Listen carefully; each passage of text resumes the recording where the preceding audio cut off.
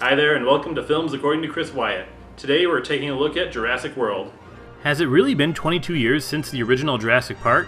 Lots of fond memories watching that one. I mean, it was a movie with dinosaurs, that alone counts for something, but it also had a clever premise, fast-paced action, iconic game-changing special effects, and Spielberg's distinct directorial flair. It may not have been quite as up to par in the screenwriting department, but still, dinosaurs never seemed as real or awesome before then.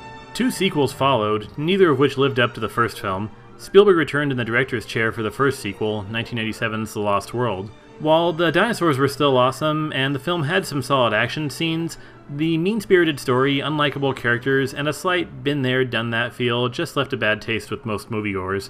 The 2001 follow-up, Jurassic Park 3, didn't fare any better. Basically just a big-budget B-movie with an even less ambitious story, and director Joe Johnston mostly on autopilot. Moviegoers of all kinds, myself included, have long awaited a worthy follow-up to Spielberg's original film, so hype for Jurassic World has understandably been pretty high.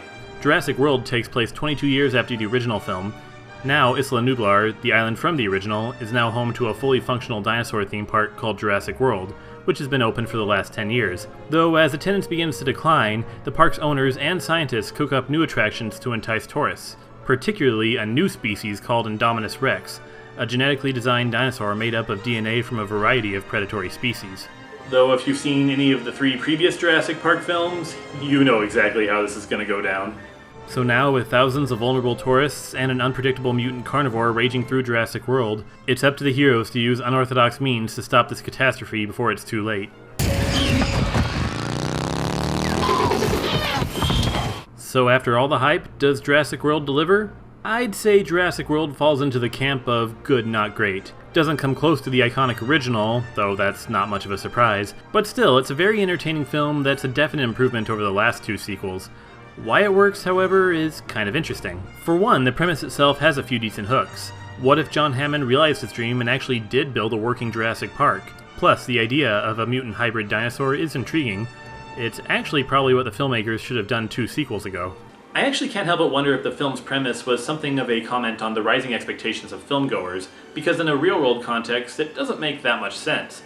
Like how tourists can just get tired of seeing real-life dinosaurs. Well, personally, I think dinosaurs are awesome, so I would never get tired of that. But just like the original's effects in dinosaurs wowed moviegoers in 1993, the years of improving movie effects plus a plethora of CGI-ridden blockbusters, the idea of realistic dinosaurs is still awesome, just not as novel. So a movie about Jurassic World staff developing new dinosaur attractions, gimmicks, and ideas to up the wow factor feels like a comment on how movie studios and filmmakers are going to greater lengths to excite moviegoers and put butts in seats. The film was directed by Colin Trevorrow, the filmmaker behind the quirky time travel comedy Safety Not Guaranteed, and in doing so, he instills the film with a considerably more lighthearted and fun tone as compared to the darker and more serious approach taken with the 3 previous films. It's a stark contrast to recent Hollywood trends of established series getting darker and grittier sequels or reboots, in favor of what's essentially Colin Trevorrow getting his hands on the coolest dinosaur toys ever and having a blast with them. I'm totally okay with this personally, since the darker tone only really worked with the first film. Plus, I've mentioned before that I've gotten kinda tired of films feeling the need to be dark and gritty so often, so I welcome something that's a little more brisk and fun. And make no mistake, fun is the key word here. In fact, in many ways, Jurassic World plays out more like a lighthearted homage to the original. Some scenes are recreated while others are just referenced. To be fair, this does have mixed results. Most of the homage scenes, such as the Gyrosphere and Indominus Rex attack scene, is clearly taking a page from the original T-Rex moment. And while it's well done, it's still not as well crafted or as iconic as the originals. Just like the special effects here are generally solid, but not as good or again as iconic as the originals. Not to mention, Michael Giacchino's musical score is up to his usual solid standards, but let's be fair, nobody compares to the great John Williams. But like I said, Colin Trevorrow instills the film with crazy, at times even ludicrous, scenes of antics and chaos, without ever devolving into straight-up parody territory.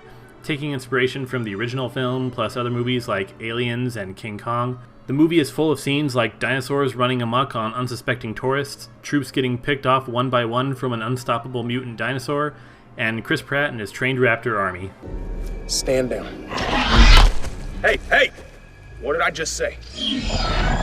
Delta, I see you. Yeah, the idea of Star-Lord or Andy Dwyer training an army of raptors may seem insane, but it's easily the coolest thing to come out of this film, and that alone makes Jurassic World worth seeing.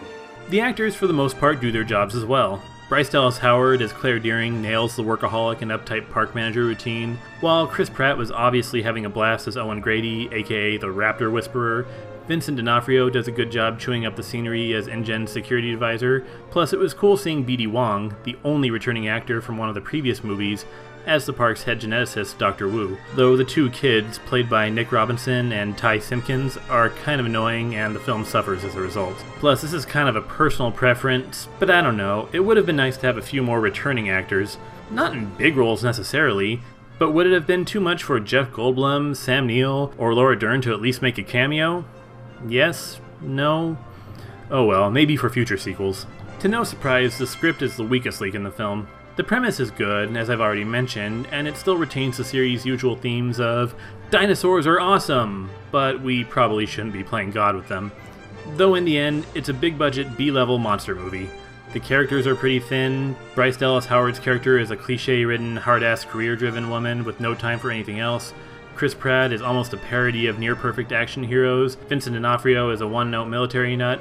And the rest are about what you would expect. The first act also comes off as a bit rushed, probably since they just wanted to get all the necessary exposition done with quickly in order to get to the dinosaur action. That's a bit disappointing, since I think there was some good stuff to explore, but in the end you stay for the action.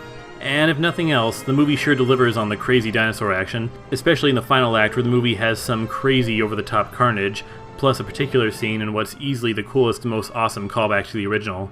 It's a scene that made me want to stand up and shout, "Aw yeah, shit's about to go down." I won't spoil it, but you'll know it when you see it. So Jurassic World isn't a great film, nor is it as iconic as the original, but it's a fun and fast-paced monster movie that delivers pretty much what I expected. It's probably a 3-star film, but it struck a chord enough with me to give it 3.5 stars out of 5.